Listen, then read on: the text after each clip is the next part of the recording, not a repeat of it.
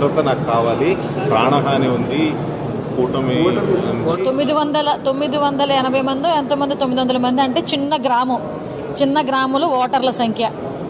నాకు తెలిసి ఒక గ్రామ పంచాయతీకి సంబంధించిన ఓటర్ల సంఖ్య అంటే ఒక గ్రామ పంచాయతీ అంతా సెక్యూరిటీ జగన్మోహన్ రెడ్డి అడుగుతున్నాడు. అంటే ఒకసారి మనం కూడా ఆలోచన చేసుకోవాలి. ఈరోజు కావలసిన మా డిపార్ట్మెంట్ వాళ్ళని అడగండి, ఎవరినైనా అడగండి, ఏదైతే ఎక్స్ సీఎంగా ఆయనకి ఇవ్వాల్సిన Z+ సెక్యూరిటీ ఈ రోజుకి కూడా కంటిన్యూ అవుతుంది. సీఎంగా ఆయనకున్న సీఎం ఇంతకు ముందు ఆయన సీఎంగా ఎంజాయ్ చేసిన భద్రతను కల్పించమని ఇప్పుడు అడుగుతున్నాడు.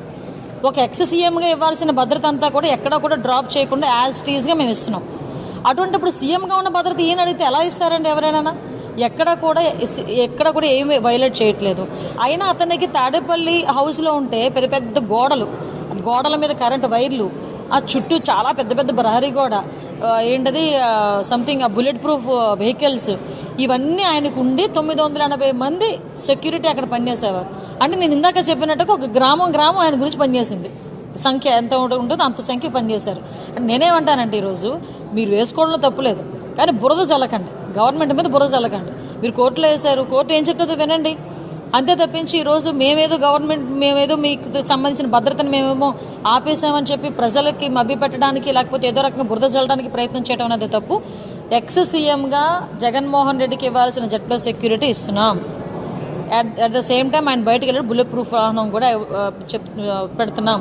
ఎక్కడా కూడా ఎటువంటి ఇబ్బంది కలిగించట్లేదు. ఆయన కావాలని బురద చల్లుకుంటున్నారు, ఆయన కావాలని కోర్టుకు వెళ్ళారు తప్పించి అంతకుమించి ఇందులో ఏమీ లేదు. ఇంతకు ముందుగా సీఎం లాగా మాకు ఇలా చేయమంటే ఎక్కడ అవ్వదు. అంటే పిటిషన్లో ప్రధానంగా నాపై కోడికత్తి దాడి జరిగింది, ప్రాణహాని. కోడికత్తి దాడి జరిగిందని ఇప్పుడు గుర్తొచ్చిందండి? 5 సంవత్సరాల తర్వాత గుర్తొచ్చిందా కోడికత్తి కేసు గురించి? మరి 5 సంవత్సరాల ముందు అతను సీఎం అవ్వడానికి కారణమైన కోడికత్తి కేసు ఆయన సీఎంగా ఉండేటప్పుడు ఎందుకు దాన్ని రిజాల్వ్ చేసుకోలేకపోయాడు? ఎందుకు ఒక్కరోజు కూడా కోర్టుకు వెళ్ళలేకపోయాడు? ఈ రోజు వరకు కోడికత్తి ఆ విషయంలో ఒక్కరోజైనా కోర్టుకు వెళ్ళిన సందర్భం మీరు చూసారా? ఎన్నిసార్లు కోర్టు ఆయన్ని కోర్టుకు ఆహ్వానించింది? ఏదో ఒక వంక పెట్టుకుని కోర్టుకు వెళ్ళడం మానేశాడు కదా. మళ్ళీ ఈ రోజు కొత్తగా ఆ డ్రామాని ఎందుకు బయటకు తీసుకొస్తున్నారు ఆయన? అంటే ఇది కేవలం డ్రామా అన్న సంగతి అందరికీ అర్థమవుతుంది, ఆటోమేటిక్గా కోర్టుకు కూడా అర్థమవుతుంది. మేడం, ప్రతిపక్ష హోదా కూడా ఆయనకు లేదు, దానికోసం పిటిషన్ వేసాడు, సెక్యూరిటీ పిటిషన్, ఈ విధంగా హైకోర్టును ఆశ్రయిస్తున్నారు. అంటే ఏం లేదండి, అంటే ఏదో ఒకటి చేయాలి, ఏదో రకంగా గవర్నమెంట్ మీద బురద చల్లాలి, వాళ్ళ సోషల్ మీడియా టీంకి ఏదో ఒక ఫీడ్ ఇవ్వాలి, అదొకటే కాన్సెప్ట్. ప్రతిపక్ష హోదా లేదు అన్న సంగతి ఆయనకు తెలియదా? ఇంతకు ముందు సీఎంగా పనిచేయలేదా ఆయన? సీఎంగా పనిచేసినప్పుడు చంద్రబాబు నాయుడు గారిని కూడా ఒక్కొక్క సందర్భంలో మాట్లాడాడు కదా అసెంబ్లీలో కూర్చొని. ఏం మాట్లాడారు? మీ వైపు నుంచి అట్నుంచో 3-4 ఇటువైపు వస్తే నీకు ప్రతిపక్ష హోదా కూడా ఉండదు అన్నారు. 10% కంపల్సరీ ఉండాలి, ఆ విషయం రాజ్యాంగం చెప్తుంది ప్రతిపక్ష హోదా రావాలంటే. మరి ఈరోజు నాకు అర్థం లీగల్ అఫైర్స్ని తీసుకెళ్లి కోర్టులో పెట్టి కోర్టులో నేను తేల్చుకుంటాను అనడంలోనే అతని అవివేకం మనకు అందరికీ అర్థమవుతుంది. అతనికి ఏం లేదండి, ఏదో ఒక రకంగా గవర్నమెంట్ మీద బురద చల్లాలనే కాన్సెప్ట్ తప్పించి ఆయనకి ప్రతిపక్ష హోదా లేదని తెలుసు, రాదని ఆయనకి కూడా తెలుసు, అంతకు మించి వేరేదేం లేదు. భద్రత నాకు కావాలి, ప్రాణహాని ఉంది, కూటమి 980 మంది ఎంతమంది 900 మంది అంటే చిన్న గ్రాములు ఓటర్ల సంఖ్య. నాకు తెలిసి ఒక గ్రామ పంచాయతీకి సంబంధించిన ఓటర్ల సంఖ్య అంటే ఒక గ్రామ పంచాయతీ అంతా సెక్యూరిటీ జగన్మోహన్ రెడ్డి అడుగుతున్నాడు. అంటే ఒకసారి మనం కూడా ఆలోచన చేసుకోవాలి. ఈరోజు కావలసిన మా డిపార్ట్మెంట్ వాళ్ళని అడగండి, ఎవరినైనా అడగండి, ఏదైతే ఎక్స్ సీఎంగా ఆయనకి ఇవ్వాల్సిన Z+ సెక్యూరిటీ ఈ రోజుకి కూడా కంటిన్యూ అవుతుంది. సీఎంగా ఆయనకున్న సీఎం ఇంతకు ముందు ఆయన సీఎంగా ఎంజాయ్ చేసిన భద్రతను కల్పించమని ఇప్పుడు అడుగుతున్నాడు. ఒక ఎక్స్ సీఎంగా ఇవ్వాల్సిన భద్రత అంతా కూడా ఎక్కడ కూడా డ్రాప్ చేయకుండా యాజ్ టీజ్గా మేము ఇస్తున్నాం. అటువంటి ఇప్పుడు సీఎంగా ఉన్న భద్రత ఈయన అడిగితే ఎలా ఇస్తారండి ఎవరైనా? ఎక్కడ కూడా ఏమి వైలేట్ చేయట్లేదు. అయినా అతనికి తాడేపల్లి హౌస్లో ఉంటే పెద్ద పెద్ద గోడల మీద కరెంటు వైర్లు, ఆ చుట్టూ చాలా పెద్ద పెద్ద ప్రహరీ గోడ, ఏంటది సంథింగ్ బుల్లెట్ ప్రూఫ్ వెహికల్స్, ఇవన్నీ ఆయనకు ఉండి 980 మంది సెక్యూరిటీ అక్కడ పనిచేసేవారు. అంటే నేను ఇందాక చెప్పినట్టుగా ఒక గ్రామం ఆయన గురించి పనిచేసింది. సంఖ్య ఎంత ఉంటుందో అంత సంఖ్య పనిచేశారు. అంటే నేనేమంటానంటే ఈరోజు మీరు వేసుకోవడంలో తప్పులేదు, కానీ బురద చల్లకండి, గవర్నమెంట్ మీద బురద చల్లకండి. మీరు కోర్టులో వేశారు, కోర్టు ఏం చెప్తుందో వినండి. అంతే తప్పించి ఈరోజు మేమేదో మీకు సంబంధించిన భద్రతను మేమేమో ఆపేసామని చెప్పి ప్రజలకి మభ్యపెట్టడానికి లేకపోతే ఏదో రకంగా బురద చల్లడానికి ప్రయత్నం చేయడం అనేది తప్పు. ఎక్స్ సీఎంగా జగన్మోహన్ రెడ్డికి ఇవ్వాల్సిన Z+ సెక్యూరిటీ ఇస్తున్నాం. అట్ ద సేమ్ టైం ఆయన బయటకు వెళ్ళి బుల్లెట్ ప్రూఫ్ వాహనం కూడా పెడుతున్నాం. ఎక్కడా కూడా ఎటువంటి ఇబ్బంది కలిగించట్లేదు. ఆయన కావాలని బురద చల్లుకుంటున్నారు, ఆయన కావాలని కోర్టుకు వెళ్ళారు తప్పించి అంతకుమించి ఇందులో ఏమీ లేదు. ఇంతకు ముందుగా సీఎం లాగా మాకు ఇలా చేయమంటే ఎక్కడ అవ్వదు. అంటే పిటిషన్లో ప్రధానంగా నాపై కోడికత్తి దాడి జరిగింది, ప్రాణహాని ఉందని. కోడికత్తి దాడి జరిగిందని ఇప్పుడు గుర్తొచ్చిందండి. 5 సంవత్సరాల తర్వాత గుర్తొచ్చిందా కోడికత్తి కేసు గురించి? మరి 5 సంవత్సరాల ముందు అతను సీఎం అవ్వడానికి కారణమైన కోడికత్తి కేసు ఆయన సీఎంగా ఉండేటప్పుడు ఎందుకు దాన్ని రిజాల్వ్ చేసుకోలేకపోయాడు? ఎందుకు ఒక్కరోజు కూడా కోర్టుకు వెళ్ళలేకపోయాడు? ఈ రోజు వరకు ఆ కోడికత్తి ఆ విషయంలో ఒక్కరోజైనా కోర్టుకు వెళ్ళిన సందర్భం మీరు చూసారా? ఎన్నిసార్లు కోర్టు ఆయన్ని కోర్టుకు ఆహ్వానించింది? ఏదో ఒక వంక పెట్టుకుని కోర్టుకు వెళ్ళడం మానేశాడు కదా. మళ్ళీ ఈ రోజు కొత్తగా ఆ డ్రామాని ఎందుకు బయటకు తీసుకొస్తున్నారు ఆయన?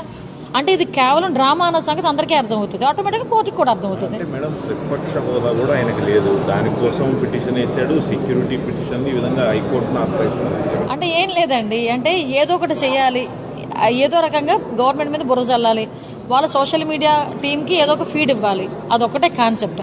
ప్రతిపక్ష హోదా రాదు లేదు అన్న సంగతి ఆయనకు తెలియదా? ఇంతకుముందు సీఎంగా పనిచేయలేదా ఆయన? సీఎంగా పనిచేసినప్పుడు చంద్రబాబు నాయుడు గారిని కూడా ఒక్కొక్క సందర్భంలో మాట్లాడాడు కదా అసెంబ్లీలో కూర్చొని. ఏం మాట్లాడారు? మీ వైపు నుంచి అటు నుంచి 3-4 ఇటువైపు వస్తే నీకు ప్రతిపక్ష హోదా కూడా ఉండదు అన్నారు. 10% కంపల్సరీ ఉండాలి, ఆ విషయం రాజ్యాంగం చెప్తుంది ప్రతిపక్ష హోదా రావాలంటే.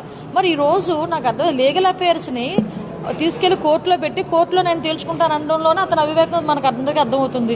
అతనికి ఏం లేదండి, ఏదో ఒక రకంగా గవర్నమెంట్ మీద బురద చల్లాలనే కాన్సెప్ట్ తప్పించి ఆయనకి ప్రతిపక్ష హోదా లేదని తెలుసు, రాదని ఆయనకి కూడా తెలుసు. అంతకుమించి వేరే భద్రత నాకు కావాలి, ప్రాణహాని ఉంది, కూటమి 980 మంది ఎంతమంది 900 మంది అంటే చిన్న గ్రామంలో ఓటర్ల సంఖ్య నాకు తెలిసి ఒక గ్రామ పంచాయతీకి సంబంధించిన ఓటర్ల సంఖ్య. అంటే ఒక గ్రామ పంచాయతీ అంతా సెక్యూరిటీ జగన్మోహన్ రెడ్డి అడుగుతున్నాడు. అంటే ఒకసారి మనం కూడా ఆలోచన చేసుకోవాలి. ఈరోజు కావలసిన మా డిపార్ట్మెంట్ వాళ్ళని అడగండి, ఎవరినైనా అడగండి, ఏదైతే ఎక్స్ సీఎంగా ఆయనకి ఇవ్వాల్సిన Z+ సెక్యూరిటీ ఈ రోజుకి కూడా కంటిన్యూ అవుతుంది. సీఎంగా ఆయనకున్న సీఎం ఇంతకు ముందు ఆయన సీఎంగా ఎంజాయ్ చేసిన భద్రతను కల్పించమని ఇప్పుడు అడుగుతున్నాడు. ఒక ఎక్స్ సీఎంగా ఇవ్వాల్సిన భద్రత అంతా కూడా ఎక్కడా కూడా డ్రాప్ చేయకుండా యాజ్ టీజ్గా మేము ఇస్తున్నాం. అటువంటి ఇప్పుడు సీఎంగా ఉన్న భద్రత ఈయన అడిగితే ఎలా ఇస్తారండి ఎవరైనా? ఎక్కడ కూడా ఏమి వైలేట్ చేయట్లేదు. అయినా అతనికి తాడేపల్లి హౌస్లో ఉంటే పెద్ద పెద్ద గోడల మీద కరెంటు వైర్లు, ఆ చుట్టూ చాలా పెద్ద పెద్ద ప్రహరీ గోడ, ఏంటది సంథింగ్ బుల్లెట్ ప్రూఫ్ వెహికల్స్, ఇవన్నీ ఆయనకు ఉండి 980 మంది సెక్యూరిటీ అక్కడ పనిచేసేవారు. అంటే నేను ఇందాక చెప్పినట్టుగా ఒక గ్రామం ఆయన గురించి పనిచేసింది. సంఖ్య ఎంత ఉంటుందో అంత సంఖ్య పనిచేశారు. అంటే నేనేమంటానంటే ఈరోజు మీరు వేసుకోవడంలో తప్పులేదు, కానీ బురద చల్లకండి, గవర్నమెంట్ మీద బురద చల్లకండి. మీరు కోర్టులో వేశారు, కోర్టు ఏం చెప్తుందో వినండి, అంతే తప్పించి ఈరోజు మేమేదో మీకు సంబంధించిన భద్రతను మేమేమో ఆపేసామని చెప్పి ప్రజలకి మభ్యపెట్టడానికి లేకపోతే ఏదో రకంగా బురద చల్లడానికి ప్రయత్నం చేయడం అనేది తప్పు. ఎక్స్ సీఎంగా జగన్మోహన్ రెడ్డికి ఇవ్వాల్సిన Z+ సెక్యూరిటీ ఇస్తున్నాం. అట్ ద సేమ్ టైం ఆయన బయటకు వెళ్ళి బుల్లెట్ ప్రూఫ్ వాహనం కూడా పెడుతున్నాం. ఎక్కడా కూడా ఎటువంటి ఇబ్బంది కలిగించట్లేదు. ఆయన కావాలని బురద చల్లుకుంటున్నారు, ఆయన కావాలని కోర్టుకు వెళ్ళారు తప్పించి అంతకుమించి ఇందులో ఏమీ లేదు. ఇంతకు ముందుగా సీఎం లాగా మాకు ఇలా చేయమంటే ఎక్కడ అవ్వదు. అంటే పిటిషన్లో ప్రధానంగా నాపై కోడికత్తి దాడి జరిగింది, ప్రాణహాని ఉందని. కోడికత్తి దాడి జరిగిందని ఇప్పుడు గుర్తొచ్చిందండి. 5 సంవత్సరాల తర్వాత గుర్తొచ్చిందా కోడికత్తి కేసు గురించి? మరి 5 సంవత్సరాల ముందు అతను సీఎం అవ్వడానికి కారణమైన కోడికత్తి కేసు ఆయన సీఎంగా ఉండేటప్పుడు ఎందుకు దాన్ని రిజాల్వ్ చేసుకోలేకపోయాడు? ఎందుకు ఒక్కరోజు కూడా కోర్టుకు వెళ్ళలేకపోయాడు? ఈ రోజు వరకు ఆ కోడికత్తి ఆ విషయంలో ఒక్కరోజైనా కోర్టుకు వెళ్ళిన సందర్భం మీరు చూసారా? ఎన్నిసార్లు కోర్టు ఆయన్ని కోర్టుకు ఆహ్వానించింది? ఏదో ఒక వంక పెట్టుకుని కోర్టుకు వెళ్ళడం మానేశాడు కదా. మళ్ళీ ఈ రోజు కొత్తగా ఆ డ్రామాని ఎందుకు బయటకు తీసుకొస్తున్నారు ఆయన?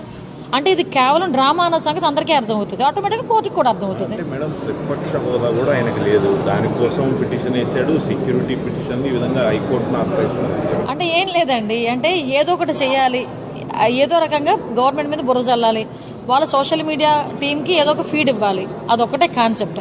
ప్రతిపక్ష హోదా రాదు లేదు అన్న సంగతి ఆయనకు తెలియదా? ఇంతకు ముందు సీఎంగా పనిచేయలేదా ఆయన? సీఎంగా పనిచేసినప్పుడు చంద్రబాబు నాయుడు గారిని కూడా ఒక్కొక్క సందర్భంలో మాట్లాడాడు కదా అసెంబ్లీలో కూర్చొని. ఏం మాట్లాడారు? మీ వైపు నుంచి అటు నుంచి 3-4 ఇటువైపు వస్తే నీకు ప్రతిపక్ష హోదా కూడా ఉండదు అన్నారు. 10% కంపల్సరీ ఉండాలి, ఆ విషయం రాజ్యాంగం చెప్తుంది ప్రతిపక్ష హోదా రావాలంటే. మరి ఈరోజు నాకు అర్థం లీగల్ అఫైర్స్ని తీసుకెళ్లి కోర్టులో పెట్టి కోర్టులో నేను తేల్చుకుంటాను అనడంలోనే అతని అవివేకం మనకు అందరికీ అర్థమవుతుంది. అతనికి ఏం లేదండి, ఏదో ఒక రకంగా గవర్నమెంట్ మీద బురద జల్లాలనే కాన్సెప్ట్ తప్పించి ఆయనకి ప్రతిపక్ష హోదా లేదని తెలుసు, రాదని ఆయనకి కూడా తెలుసు. అంతకుమించి వేరేదేం లేదు.